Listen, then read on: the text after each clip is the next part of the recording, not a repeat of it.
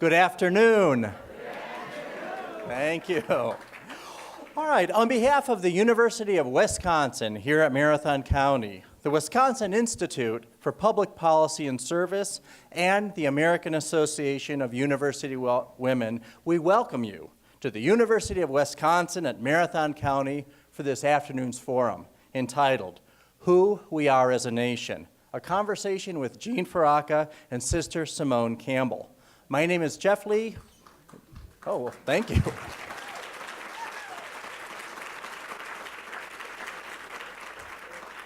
I think I stepped on your applause. Okay. My name is Jeff Lee. I'm an associate professor of history here at University of Wisconsin, Marathon County, and I welcome you. This afternoon's forum would not be possible, however, without the help of many good people. Mary Lang Solinger, Christine Bremer-Mugli, Marian Seagram Hall, the volunteers of AAUW, Professor Sexauer and Powell, our theater tech staff, and Chris McCaslin. We'd like to thank them very much for all the efforts that they've made.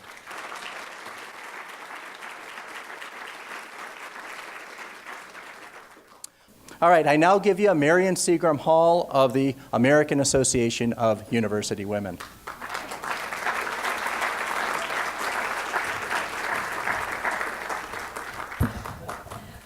Thank you, Jeff, and I'm pleased to see so many people here. Thank you for coming. As Jeff said, I'm Marian Seagram Hall. I'm Program and College University Coordinator for the American Association of University Women of Wausau. We're pleased to be a sponsor for this event, as AUW's motto or mission is advancing equity for women and girls through advocacy, education, philanthropy, and research. Founded in 1881, AUW is open to all graduates who hold an associate or higher degree from a regionally accredited college or university. AUW values and seeks a diverse membership. AUW priorities include gender fairness, equity, and diversity in achieving economic self-sufficiency for all women, guaranteeing equality, individual rights, and social justice for a diverse society. That is what we will be hearing and talking about today. I'm pleased to introduce Jean Feraca, who is an award-winning broadcast journalist, writer, and poet, whose career with public radio spanned more than 30 years.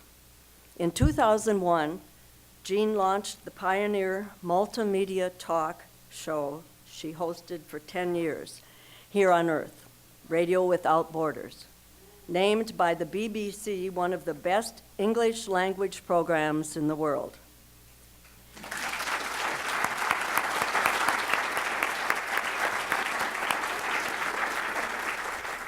In 2008, Here on Earth was awarded a major grant from the Social Science Research Council to produce the series Inside Islam, Dialogues and Debates, which won a Brass Crescent Award and a Gabriel Award. An earlier series of docudramas, Women of Spirit, about the influence of female leaders in the early Christian church, won a Gabriel Award and an Ohio State Award. Jean, welcome to Wausau.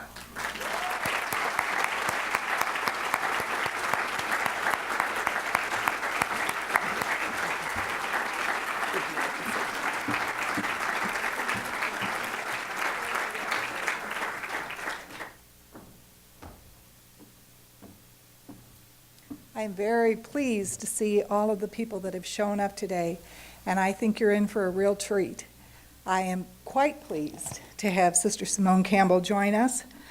Sister is a sister of social justice, and as many of you know, she is a leader, a facilitator, but perhaps you didn't know, she's also a lawyer and a poet. She is currently the executive director of Network, a national Catholic social justice lobby in Washington, D.C., and recently she led the Nuns on the Bus, the tour that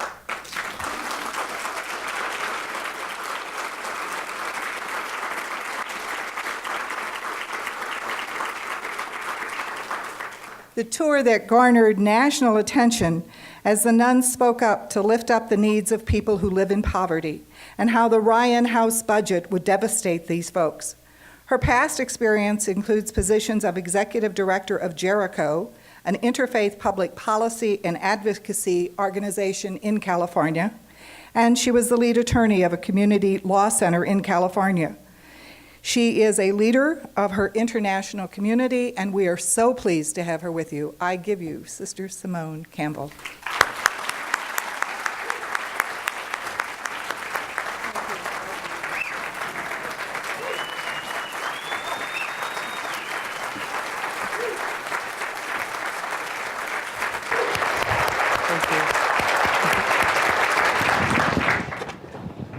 You humble me. Thank you.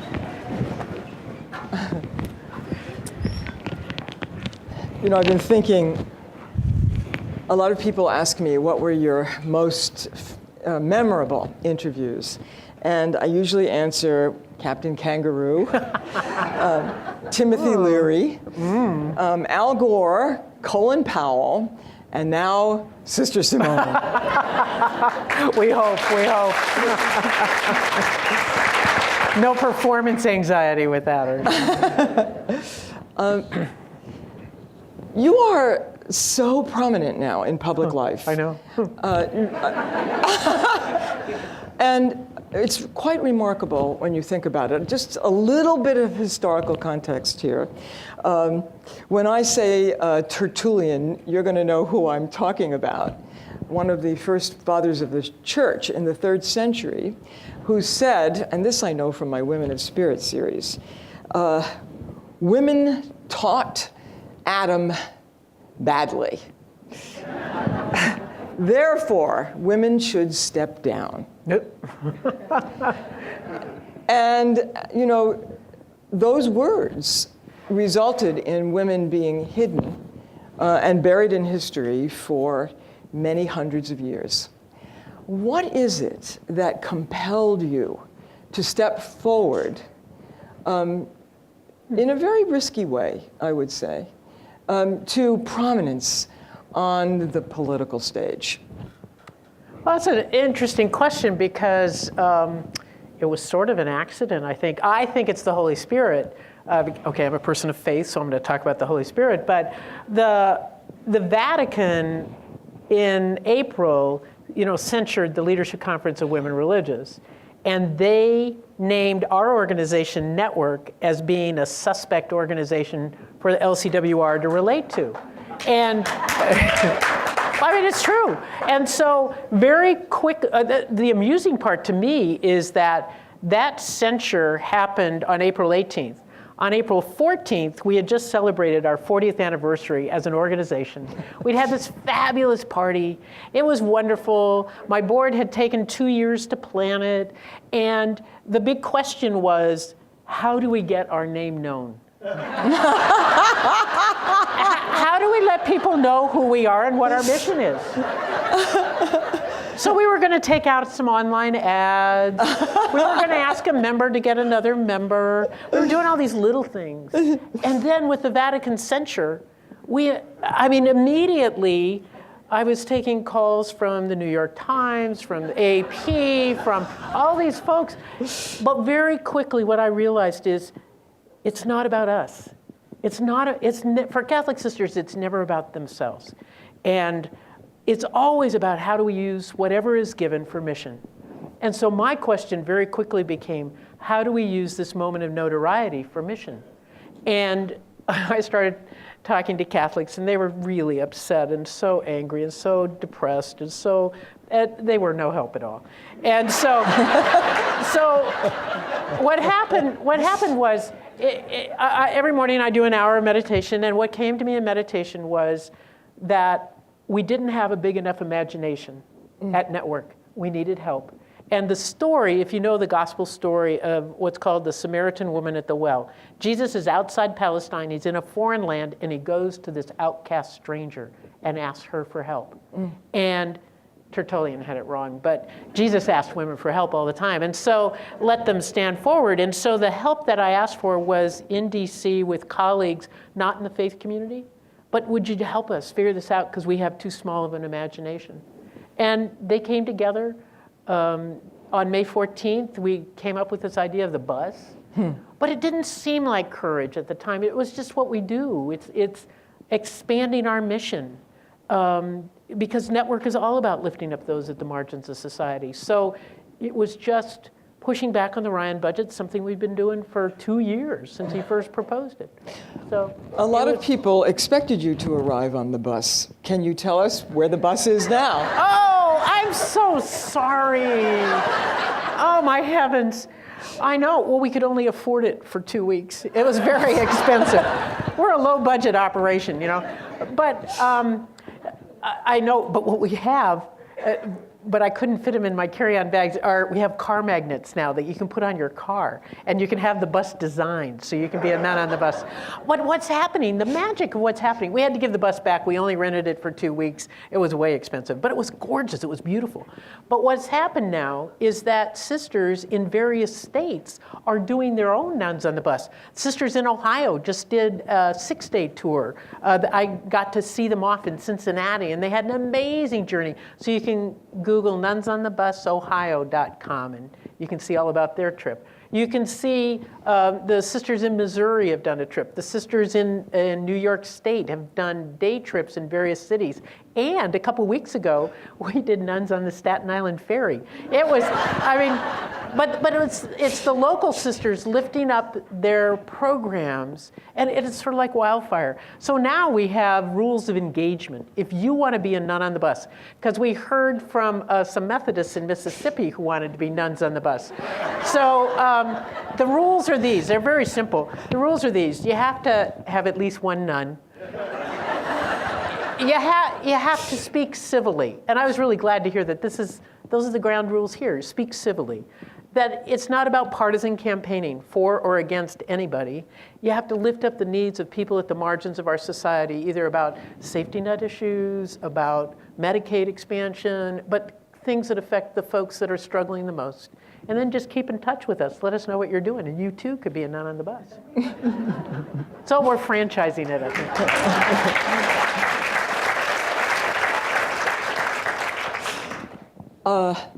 What was the intention of the nuns on the bus? What were you intending to do? Well, our idea was we were going to educate folks outside of DC about what was happening with the Ryan budget. Because people didn't know. And there's all these sound bites, and what do you believe? We thought, since a lot of nuns, not me, but a lot of nuns are educators, we thought, hey, we can educate. We can go out and do that.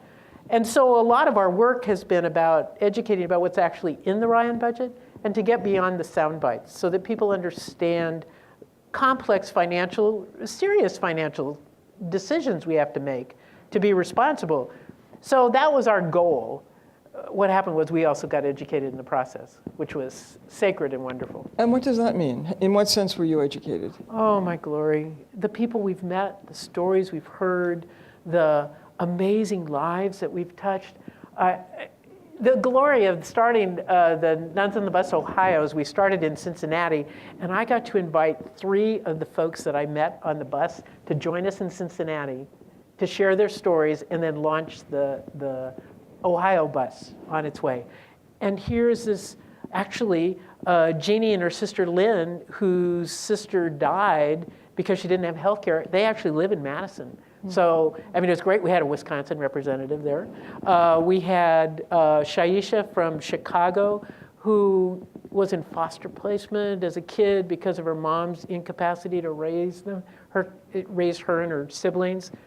And her struggle to pull life together, and how fabulously she's doing because of Pell Grants and because of supportive housing at Mercy Housing. And she's now becoming a leader, and she took her first airplane ride to come to Cincinnati. I mean, it was magic.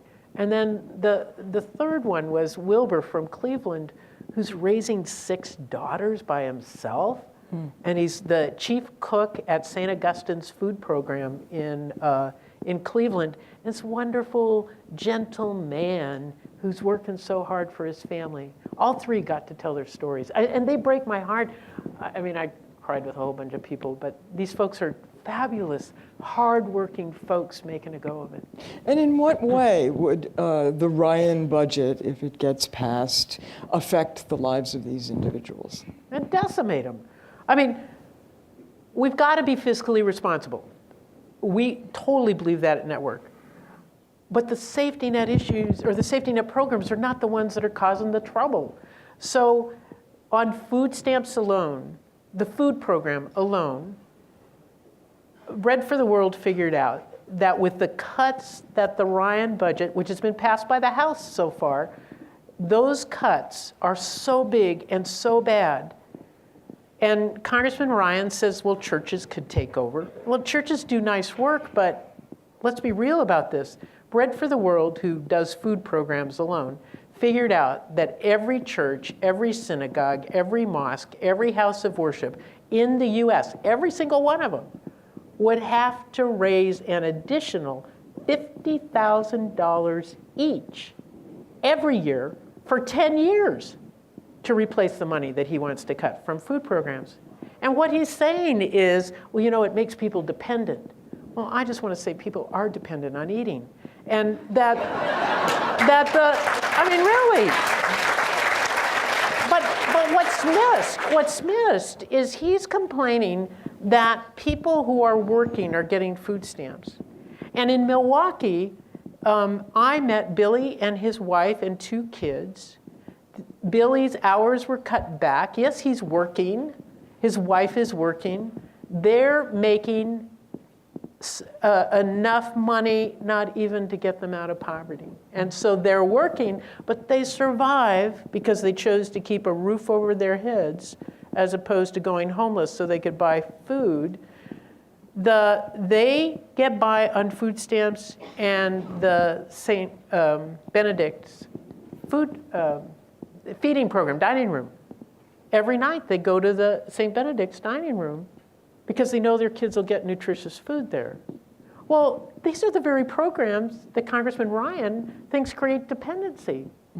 We don't understand as a nation the working poor, working at minimum wage, are still in poverty. So I say these programs are not handouts. They're subsidies to employers who can have low-wage workers and still have them fed. They're subsidies to families.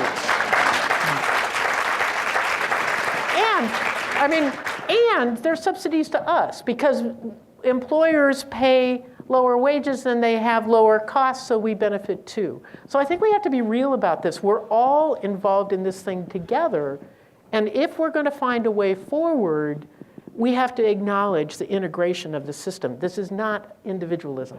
This is all of us are in this together. We have a highly integrated economy. And we need to be real about it, said she opinionatedly. That's a very interesting point, because I think most of us think of the poor as being a separate class unto themselves. And I heard Representative Ryan say the other day that what poor people need is discipline, and there was something else, discipline and character. And, you know, I agree with that. We all need discipline and character. But I think what we fail to understand is the way poverty is, the systems of poverty that keep people poor. Because after all, we've had the war on poverty for many, many administrations now. It was Johnson, I think, who first proclaimed the war on poverty. Why is it that we still have poor people? Well, we still have poor people because we changed the social contract in about 1980. We were doing really significant work in making change. And in fact, between 1949 and 1979, everybody's income went up 100%. And people made significant gains. Significant gains. And our educational facilities, here we are at an educational facility, were improving dramatically. We were investing in our nation. But then in about 1980, what you see is a dramatic shift. And this idea that President Reagan called it trickle down, the fact is nothing trickles. I mean, that's the problem.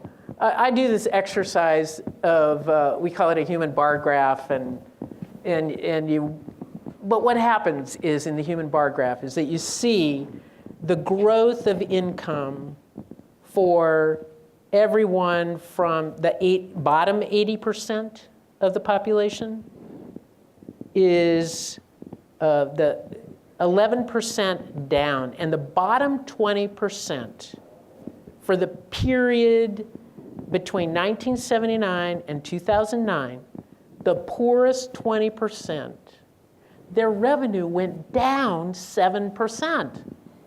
It went down 7%. And this is partially because of choices we made. We made choices about not increasing minimum wage. We made choices about undermining unions. Who bargained for their workers. We made choices about housing policy that makes it more and more difficult for low-income housing stock to be improved and to keep up property values in low-income neighborhoods. We made some really big tax policy choices that favor the top and not the bottom. I mean, there was a concerted effort to shift money up, and they've been terribly successful. Okay, now I told you the bottom 20% went down 7%, right? You got that down. The top 20% went up 50%. So you think, well, that's a lot. But what you have to know is the top 5% went up 73%. But the top 1%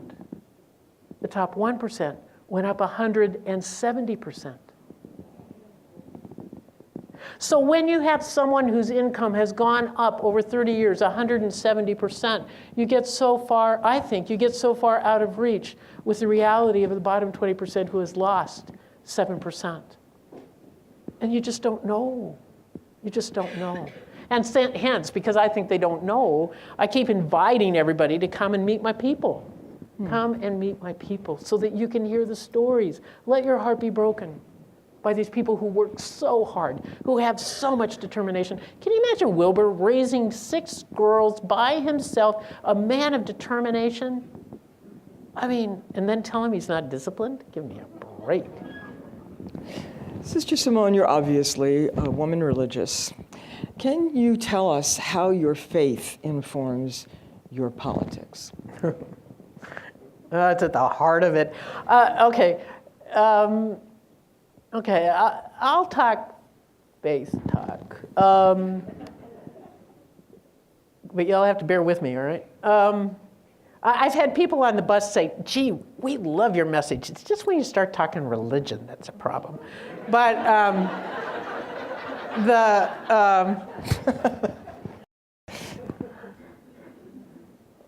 okay, for me, everybody has their own path. And we're all, okay, my faith tells me that we're one body, that we're all connected, that we're not separate, and that we may or may not realize that we're all connected, but we're all connected. And I have what I call a contemplative practice, which is listening deeply to God alive in our world and God alive in me. And it's listening deeply to the nudges of like asking for help. And for me, that's a prayer. Because we're one body, we're all connected, I know that the Spirit moves among us. And so when I lobby, I think of it as a contemplative action because I listen deeply for connections. I met with Paul Ryan in July, and I tried really hard to find connections.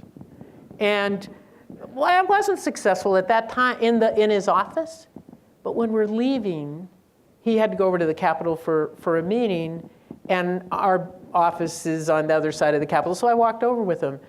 And he told me that he was grateful I didn't bring the press because he judges whether or not people really care about the issue or do they just want the soundbite. Well, I said, I care passionately about the issues. And I felt like we got some connection in that moment where he didn't have to be totally scripted.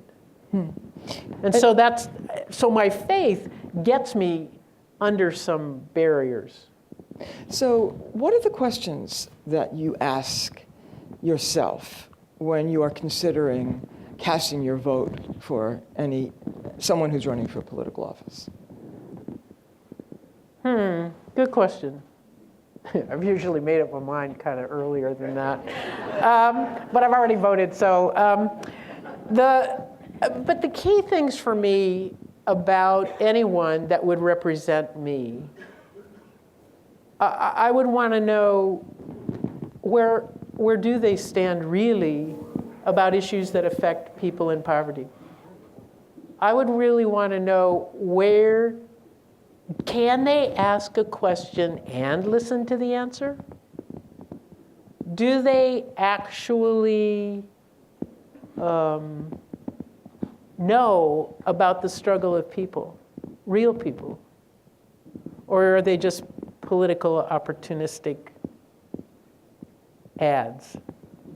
And I would like to know their track record. What have they done that has evidenced those other capacities? How do you cut through the claims? How do you, the misinformation, the distortion? No, isn't that hard? How do you differentiate? Because in this particular election, you have Catholics on both sides who are both claiming to speak for the same moral cause. Right. How do you differentiate? Well, I mean, it's those very same criteria for me is caring for people at the margins of our society is the pro-life stance. And it drives me nuts that that the Catholic question is the abortion question. That just drove me nuts. Because pro-life is about so much more than that. And it's sort of been, oh, great, thank you. I mean, really, okay, since I got applause, then I'll use it. No, but seriously, I mean, it's not just pro-birth, it's about all of life. And quite frankly, it's not just human life, it's all of, creation, it's the cosmos, it's bigger concerns, as we know. And we've got, within the Catholic, fewer environmentalists, I see, yes. But seriously, within the Catholic tradition, we have these fabulous writings. We have harder livings. That's the trouble. And that the... What writings are you speaking of? Like, for instance, our Catholic bishops have said the Ryan budget fails a basic moral test. And then you've got bishops that disagree, and so there's a little every family has its little squabbles. And so there's disagreement about that, but the formal stance of the bishops is saying that the Ryan budget fails a basic moral test. So what I try to do is to use our teaching and apply it to the various positions. But what you have to do is look behind the positions, not to just what they're saying, to what have they actually done in their lives, that evidence that they'll follow through. When you speak about the common good, I mean, clearly you've laid out for us what that means to you, which is that we are, in fact, all connected, and that what happens to the poor also affects each of us, and that we are, in some way, colluded in the systems that keep people poor. But what about the great concern that many of us have about the indebtedness that the country has, and the possible implications, the consequences for the next generation of Americans? What about that in terms of the common good? Absolutely. We need to be fiscally responsible. But it wasn't social programs that got us into this problem. We have to be really clear. Where did we get in this? Those of us that are old, have gray hair like me, well, somebody pointed out to me that some of the gray hair you forget, you don't remember. But anyway, in 2000, the big campaign issue was, what do we do with our surplus? I mean, that was a big campaign issue. And what did we do with it? We made the decision as a nation to elect people that would give it back to individuals. Therein began the slippery slope of the debt rising again, of our deficit rising again. Then what did we do? Okay, one huge tax cut, then we choose to wage war in Afghanistan, and to me, the horror of making that choice of having our men and women in uniform in harm's way, and we did not do anything as the rest of the people to pay for it. Ask them to take risks that were, I think that was seriously wrong. We did it once. Then we did another tax cut, and then we decided to wage a second war, and again we chose not to pay for it. And I just think that those were 4 bad mistakes. If we needed to go to war, the least the rest of us could have done was to pay for it so that our children aren't paying for it. I mean, that was wrong in my book. Of course, I don't have children, but, figuratively. So therein, we got into trouble. Now, the Bush administration, in order to sort of hide that fact, kept the wars in what we called off-budget items. So they were passed in supplementals. It's technical talk in DC. But supplementals just are, you're supposed to fund surprises. They're like the emergency fund. So like Hurricane Katrina was an emergency, a true emergency. Nobody expected Hurricane Katrina. And so that's when you use a supplemental. Every year or every 18 months, the Bush administration would say, oh, we're at war. What a surprise. We don't have any money. We need a supplemental to pay for it. They knew perfectly well we were at war, but it never went into the budget. So when the Obama administration came in, they said, no, we're going to put it in the budget. So some of the argument about that the deficit's bigger than it ever was is because they're doing real budgeting.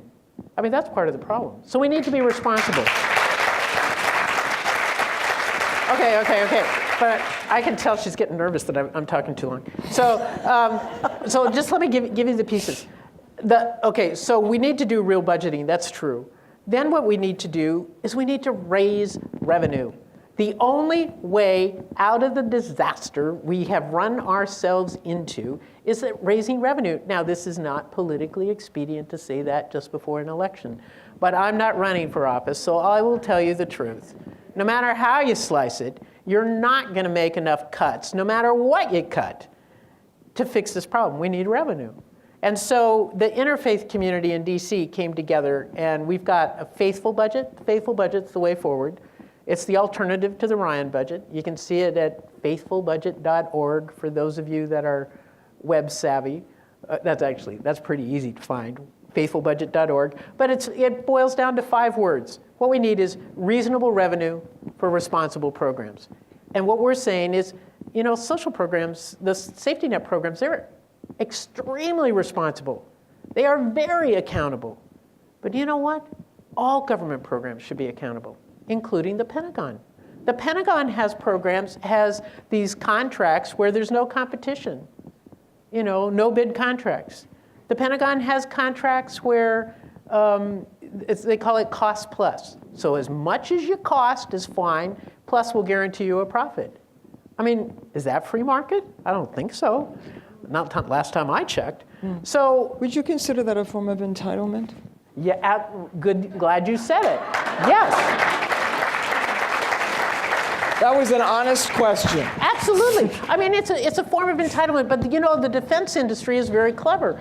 I understand, I haven't proven this, but every congressional district has a defense contractor in it, strategically, so that nobody will cut the defense spending, because it's a jobs bill. But it's the most ineffective jobs bill you can imagine. Oh, now we've got some hard questions. This is the hard question. Yes, it is. How do we get the people to listen when their churches have dictated how they should vote? Oh, glory. Well, I'm sort of like, do you remember Jiminy Cricket? Remember Jiminy Cricket? Let your conscience be your guide. It's really, I don't know what's going on within my beloved Catholic Church right now, but it's kind of hard, it's kind of sad, it's kind of painful. But the fact is, the highest teaching within our church talks about what's called the primacy of conscience. That means each of us has a moral obligation to form our own consciences and make our choices based on those consciences. Sounds pretty Protestant to me.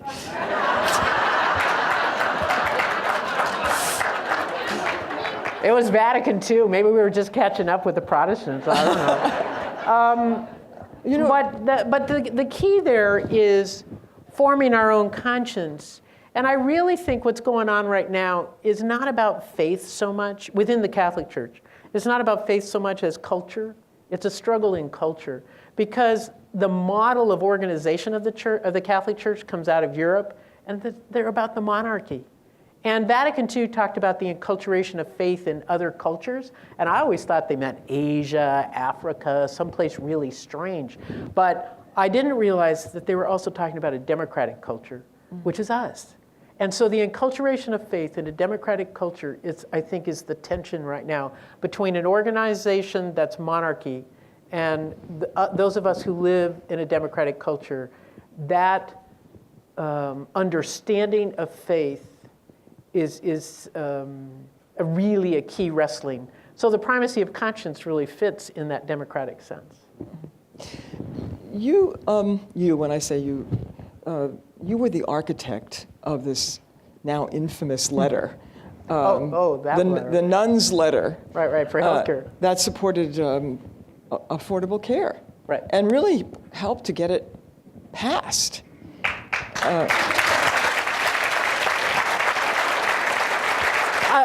I mean, I'm very proud of it. And I actually thought if I never did anything else in my life, it would be worth, I mean, that moment was worth it. Because we did write the letter that 59 leaders of Catholic sisters congregations signed.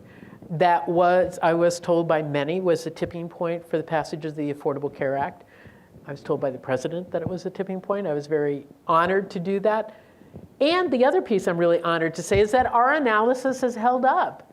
Our bishops chose not to support the Affordable Care Act because what they said was that there was federal funding for abortion in the Affordable Care Act. There is no federal funding of abortion in the Affordable Care Act, period. And now two federal courts have found as a matter of law, for those of you that aren't lawyers, when people say as a matter of law, what it means is there's no dispute, there's no question, there's nothing for a jury to decide. As a matter of law, both federal district courts found that there is no federal funding of abortion in the Affordable Care Act. Now, when the Supreme Court affirmed the Affordable Care Act in June, when we were still on the bus, the bishops came out with a statement lamenting the funding of abortion in the Affordable Care Act. Well, they finally changed their website. I guess they finally believed the district courts. And now they don't say that there is federal funding of abortion. They say they fear that there's federal funding of abortion. Well, I take the federal courts. I think we're okay. So the tension around the Affordable Care Act is one of your examples of misinformation, of people using fear to drive us apart, of people using fear to keep us separated. And the whole point of the Affordable Care Act is to say we're in this together. We've got to fix healthcare in our nation. And it makes sense.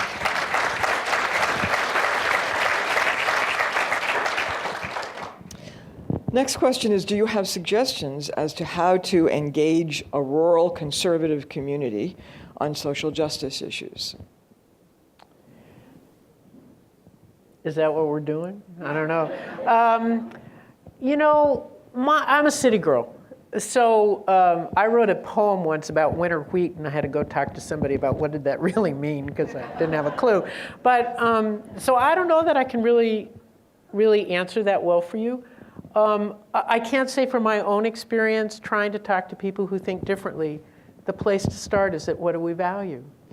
What do we value? What do we hold most dear? And if it's a faith community, often it's the treasure of life and the dignity of life. And then how do we value all life? And can we see that we're in this together in valuing life? Sometimes if it's civic, I love our Constitution. The preamble to the Constitution is the perfect place to start, because it's not about I, the individual, or I, the rich person, or I, the this. It's about we, the people of the United States. It doesn't say we, the citizens. It says we, the people, all of us here.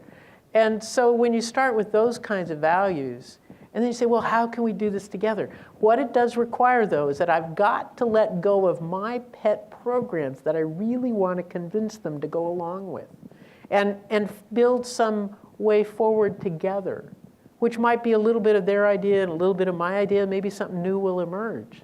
But it starts with our shared values then we don't have to clobber each other so much, I hope. Two of the church's earliest saints were a gay couple who put their love for God and each other above their love of empire. The church's correct stance on homosexuality is much less forgiving. Why? Why is our country using religion to fuel homophobia? Oh, my poor church. Our poor church. Here's the deal. I think. Let's be okay. We're going to be real about this, right? My church is not doing too well when it comes to issues of sex. Let's be real. Well, no, I mean, really seriously, the issues of pedophilia, the issues of, I mean, it's a shocking sin. I mean, I practiced family law for 18 years, and I worked with kids who had been abused, you know? It's horrible. It's wrong. It's horrible. We need to atone, and the leadership in the church doesn't know how to atone. And I have this hunch. This goes back to my contemplative stuff. I have this hunch that our leadership has the same hunger for the sacred that I do, and the same hunger for that sense of unity with God. That leads me to religious life and to wanting to live this life. And it is the biggest joy of my life. But they don't have much in the way of skill of doing it. And they've gotten all into this administration and being a big corporation and all this stuff. And that they get tripped up in judgment. And so it's easier for them, they feel like that spiritual leadership is to be judgmental. When I really think if they could just read the scripture a bit more, it's about being with people, not spending so much energy judging who's in and who's out. And so while I say, you know, I'd really invite any of the bishops to come meet my people too, but one of the real hard things right now in the American hierarchy is that the maximum number of years of pastoral experience that any of our bishop leaders have is 5 years. So they haven't really had to walk with folks who are suffering. And when you haven't done it, just like we see it politically, you can be really judgmental and say they're lazy and, you know, they need to be responsible and develop character and then they'll be fine. But that's because they don't know people. So we've got the same problem. I had a very interesting conversation with my niece this week, who is a small business owner in North Carolina, and a Republican who converted from being a liberal. And she's very, very concerned about the contraception issue, the Affordable Care Act? And what's your concern? I think, well, this question actually might catch it. Oh, okay. As nuns of Catholic faith, how do you resolve the dilemma presented with Affordable Care Act as to abortion, contraception, and seeming violation of right to religious freedom? Oh, good question. All right, here's the skivvy on Health and Human Services. Okay, I took care of abortion in the Affordable Care Act. That's done. It's not there. Okay, the Health and Human Services issued these regulations to implement the Affordable Care Act, because the Affordable Care Act says that, what an idea, we should have access to health. So things that promote health should be provided to a patient at no cost. Good idea. It incentivizes using good stuff for us, as opposed to waiting till you get sick, so you only get paid if you get sick. So that sort of makes you want to get, doctors want you to get sick, so that's a problem. So good health, that's what we're going for. So there's all these institutes of medicine studies that say women, which is really interesting, despite the some complications that are caused by chemical contraceptives, women who use contraceptives have better health results. That's really interesting. What they think is that it's not the contraceptives themselves, but it's the attention to their body. It makes women more attentive and therefore get better health results. So the Department of Health and Human Services, seeing the Institutes of Medicine studies, said, okay, so women should have access to contraceptives at no charge if that's going to increase their health results. So that's what they say. They did a terrible job at promoting this. Because then what they said was that churches who object to providing that on religious grounds are exempt. Houses of worship is what they're actually called. Houses of worship are exempt from this requirement. And then what they said in a not very elegant way, religious-related organizations like Catholic Charities, all these other groups, will have a year to accommodate. A year to accommodate. Made it sound like we were all going to have brain transplants was the only way to accommodate. And so we all were up in arms. That was wrong. That was the wrong way forward, all this. I was talking to Secretary Kathleen Sebelius, who issued these things, and it turns out what they used for the definition of who had to comply and who was going to have this year exception was who files a 990, which is an IRS form. Churches don't file it because you can't tax churches because, it's a whole constitutional argument. But a lot of service-related organizations who are religiously related file it because we have served diverse populations, we have diverse employees.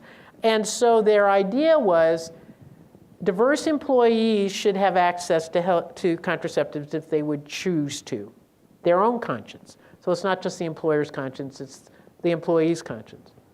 Then what the president got upset, I understand, was really mad because this was a big brouhaha and Network was with the bishop saying, this is wrong, you gotta fix it. So here's the deal.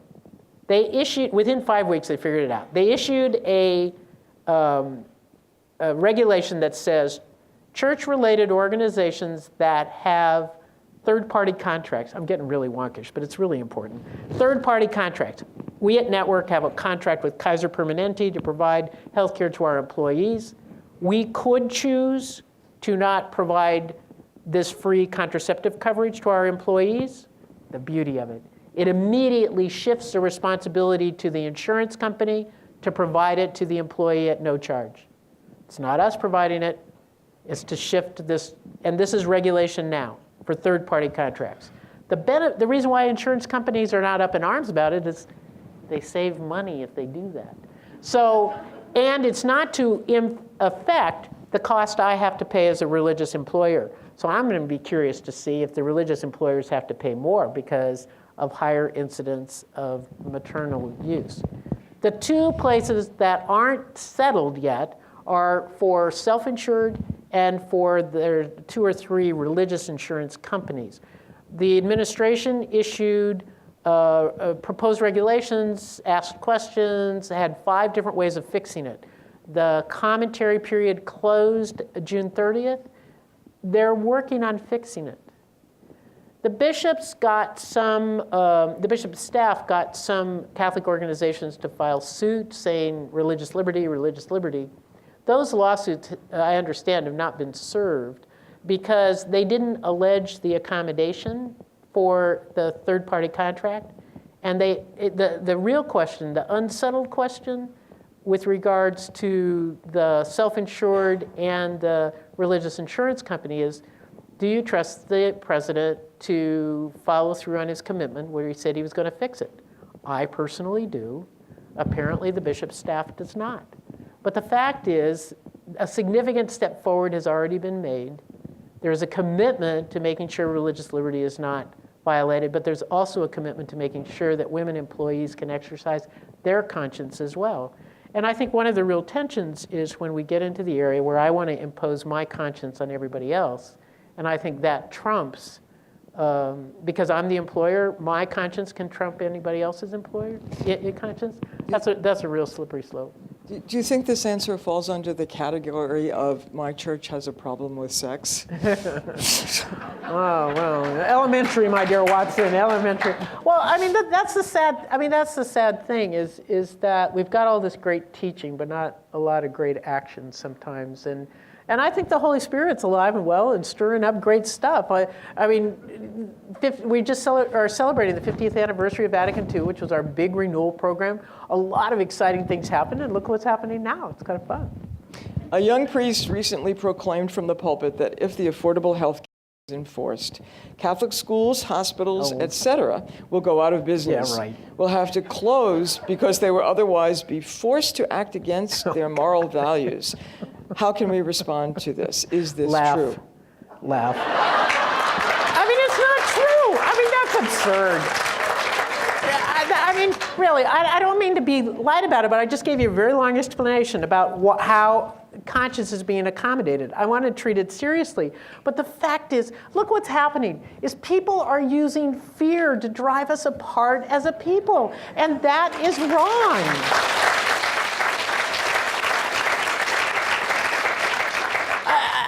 We have got to claim our country back from this fear-mongering. And the fact is, it's about we the people solving tough problems, not trying to scare each other into doing it my way or the highway. And one of the things that makes me really concerned is that I believe that especially you hear a young priest, this probably means it, but he just doesn't know enough. And so the effort to try to be able to talk, but the fear levels are so high. And some of the things recently that I've seen that have been written about me doesn't make me a good emissary of that. But I mean, really, to bridge these divides, and shall we read the scripture together? I mean, any scripture would be better than this. But we don't have to be afraid of each other. Do you have reservations about the Affordable Care Act? Oh, my glory, I work in politics. Of course I've got reservations. I mean, that's part of our... I mean, let's face it, the Affordable Care Act was never supposed to be the final bill. It was supposed to get conferenced with the House bill. We liked the House bill way better because it had better provisions for affordability, it had better competition measures, it had some great support for low-income folks. We liked the House bill way better. But you know what happened? Business was behind the Senate bill, the Affordable Care Act. We were behind the House bill, all of us patient advocates. We were all on the House bill side. What happened was, there was an election in Massachusetts where Scott Brown got elected to Senator Kennedy's seat. The Democrats lost 60 in the Senate because you need a supermajority to pass anything in the Senate. And so once they lost that one seat, you know what happened? Everybody changed sides in a nanosecond. I knew that the House bill was going nowhere. There was never going to be a conference committee. The only way forward was to get the House to pass the Senate bill. So what happened was all of the patient advocates trotted over to the Senate. Oh, we love the Senate bill. It's beautiful. It's fine. We'll fix it. We'll fix it. Business then says, oh, maybe we can get out without having healthcare reform. I think we need to start over, they start saying. So the only way we were going to get anything to fix this horribly broken healthcare system was to accept the Senate bill. And that's what happened. Was finally, the Senate bill got passed by the House. They fixed some of the affordability issues because you could do it in some other, what's called reconciliation, which is a technical thing. It's just about money. But it's not a perfect bill. And it wasn't what anybody thought was going to be the bill that would be implemented. And some of its problems are because it was the business bill. And we had the patient's bill. And they never got blended. But it's way better than what no reform would be. So let's be real about that. Medicare is being dramatically helped because of the Affordable Care Act. So let's be real. In what way? Oh, it's helping bend the curve on costs. Doesn't that sound like a DC thing to say? But it's helping to bring costs down. I mean, it's because it's changing the incentives from what has been a fee-for-service payment. So everybody who gets service, so that a doctor has interest in providing you more service, is being changed so that it's more about what we call capitation rates, so that it's based on the number of individuals that you serve and how well they are. So here I get to be a name dropper. I was talking to Secretary Sebelius of Health and Human Services, and she said that already, because Medicare is not paying for hospital-acquired infections, rehospitalization for hospital-acquired infections, that there has been a dramatic decrease in those sorts of infections. Isn't that fabulous? I mean, that's fantastic. People are healthier. People are healthier because of the Affordable Care Act. What a thought. Wow. And we're not bankrupt, so hey.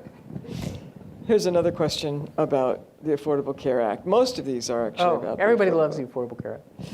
Romney Care is supposed to be one of the signature accomplishments of then Governor Romney in Massachusetts, getting everyone covered by insurance.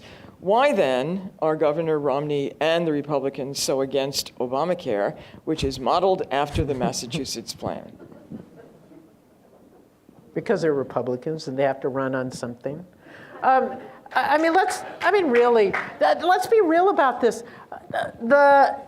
The concern is, I hope there's some Republicans here, because we desperately need Republicans to reclaim your party, please. Because we need reasonable representatives of the business community. That's historically who Republicans are. We desperately need a serious conversation about how do we go forward together. Because unless we have a balanced conversation, we're running our country into a ditch. This is not democracy. This is about holding hostage. Any sort of compromise is being seen as weakness. And we desperately need people at the table to do democracy. Democracy is we, the people, deciding this stuff through our representatives, not by threatening to oust them. That Senator Lugar was defeated in a primary from Indiana because he was doing responsible work is shocking. You all have your own experience here. I was trying not to be too personal, but this idea that we can, it's just about winning the game is wrong. And what I've been doing a lot of editorial board meetings and challenging editorial boards to find an alternative metaphor for democracy. The idea that we use a sports metaphor for democracy is outrageous to me, because what happens is it makes us couch potatoes. We all pick our team. You wear your colors, blue or red, purple, whatever. And then maybe you have some buttons, and y'all around here will have cheese heads, I know. But, but then all you do is you watch. Democracy is not a spectator sport. It's about participation. And we need people at the table who represent all facets of our society. And the idea that one facet of our society has been run off the rail by folks who just want to hold teacups is really horrible for us. We can't govern that way.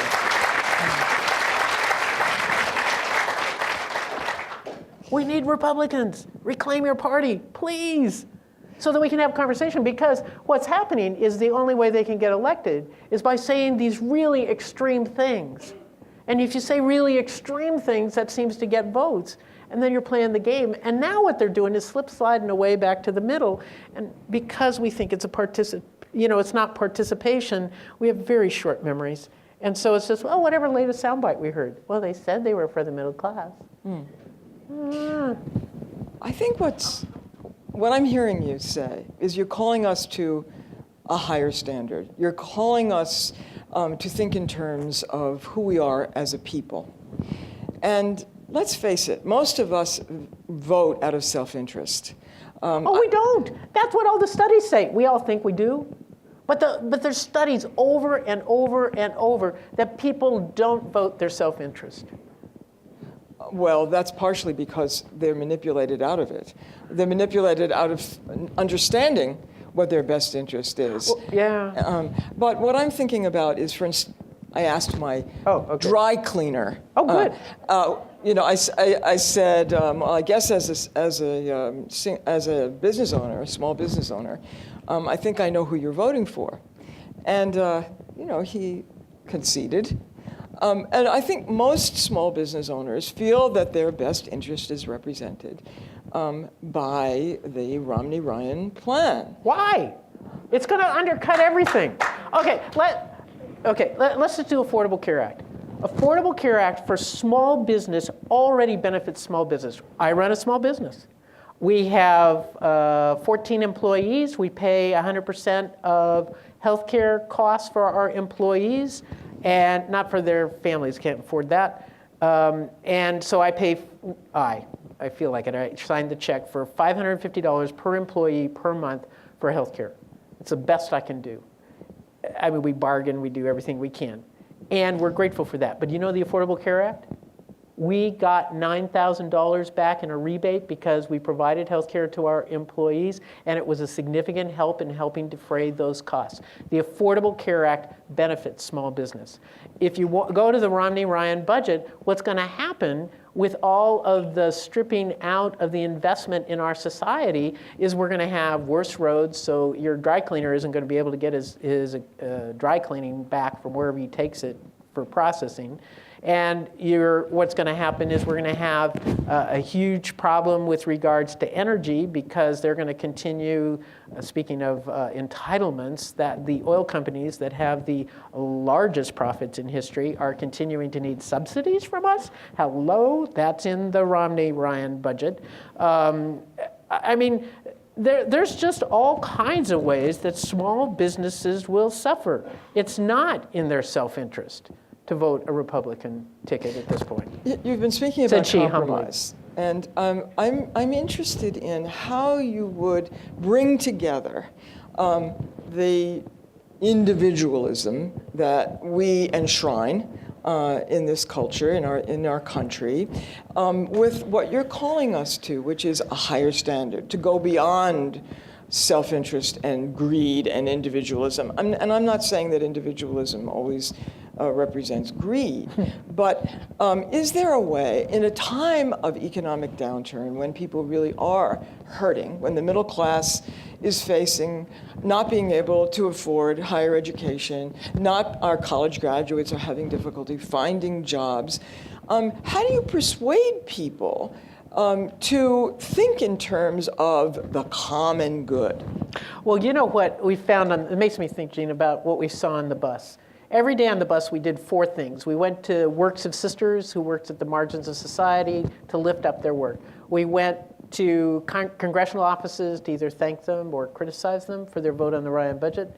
We went to, we did press work, and then in the evening, we held what we call friend raisers, where we had people gather, to spread the word, come, be with us, share stories. I expected it was going to be the hardest to be with people at the economic margins of our society, and that the friend raisers were going to be the uplifting, great, joyful time. I discovered the opposite.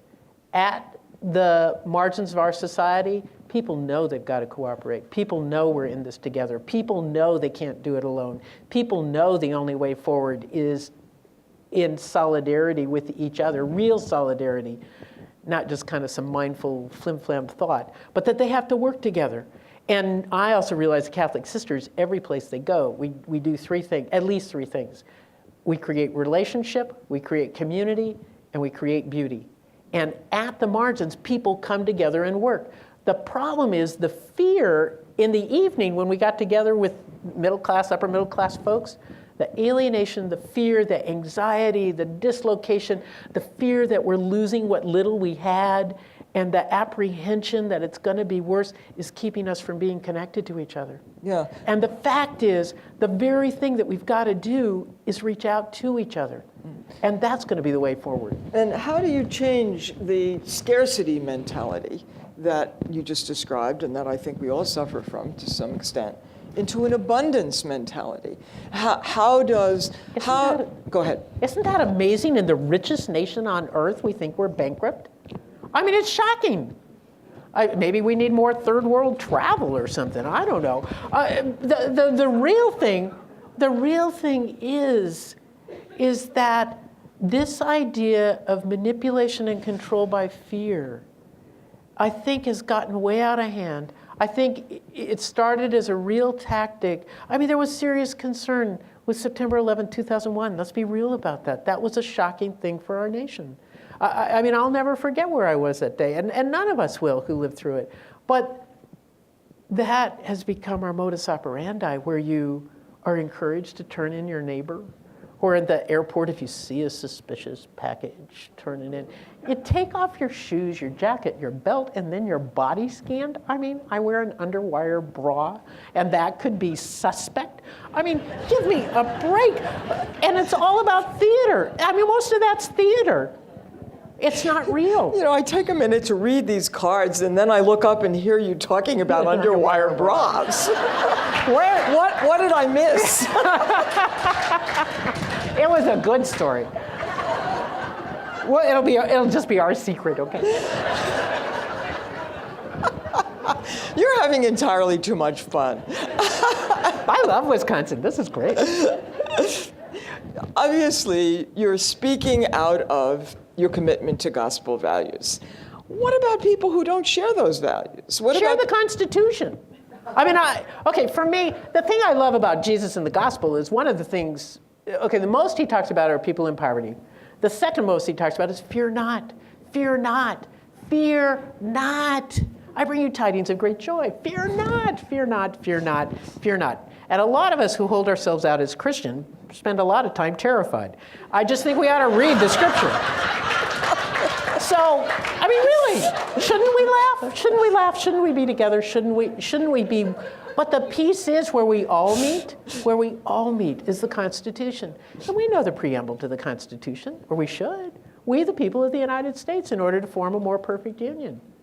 It's not going to be great. It's not going to be fabulous. We're going to keep at it. It's more perfect. We keep at it. To establish justice, ensure domestic tranquility, provide for the common defense, promote the general welfare, also called the common good, and secure the blessings of liberty to ourselves and our posterity. We've got to invest for the future. Okay, here's a good one to end with. Oh, good. Speak to the reasons behind the Vatican's sanctions aimed at network.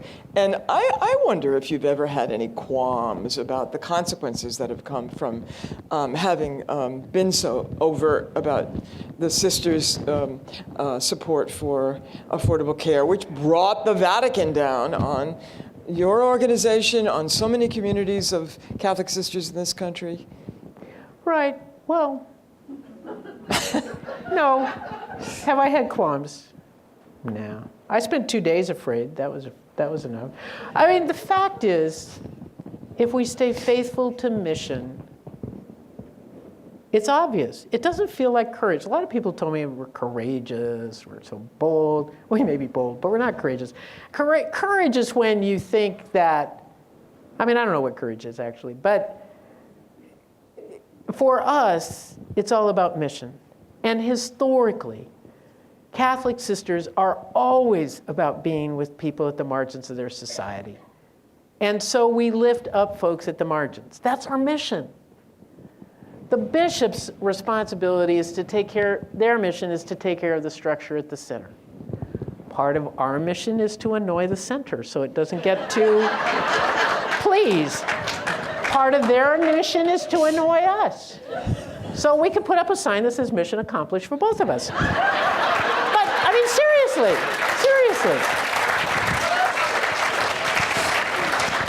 You know, when I think about a woman in the White House, I know who comes to mind. And this really is the last question. You spoke briefly about your practice of contemplation and how it really sources your social and political action. Right. And we have a question. Please describe your meditation practice. Oof. Okay. All right, I will. You have to know that on the bus trip, there were 3 long-form videographers along making films of various things. One was Bill Moyers, and there's the 2 other women. Well, one of the women came to my house to watch me meditate. 5:15 to 6:15 a.m. Okay, you're welcome. It was a little odd. But, I mean, basically what I do is a Christian Zen practice. Those of you may know Zen. One of the sadnesses is in the Western church is that we lost our contemplative practices. And so one of the things we're recovering is through the Eastern churches is recovering practice. And the whole idea of Zen is letting go. Just letting go and opening ourselves to the deeper truth, being one with God. And being one with God is a gift. It's like being kissed by God every now and then, where you just know we're at one. But I have to tell you, I'm also discovering on these insights, these little gifts that are given, like Nuns on the Bus is a kiss from God.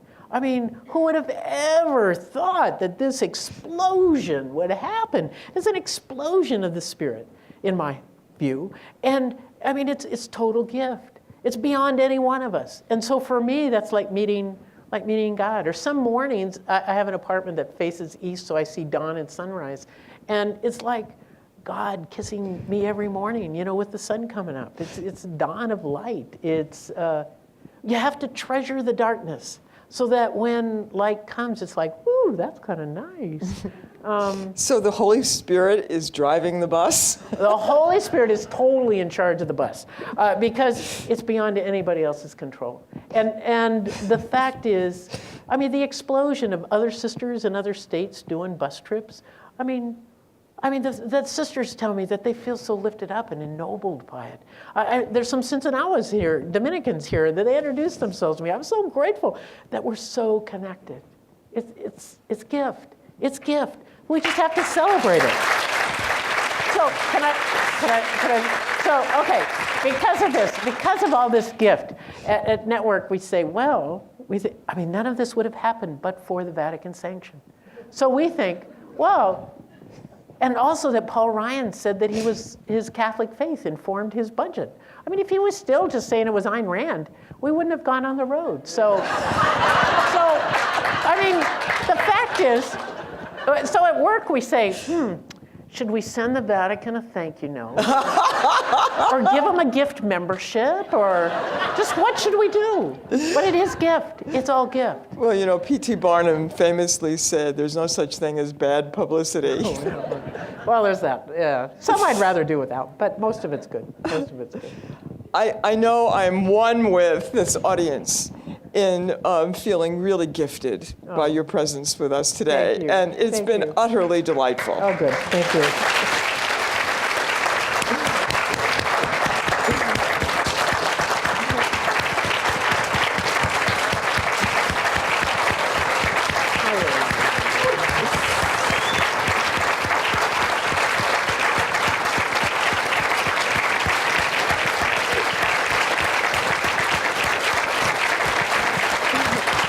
Thank you.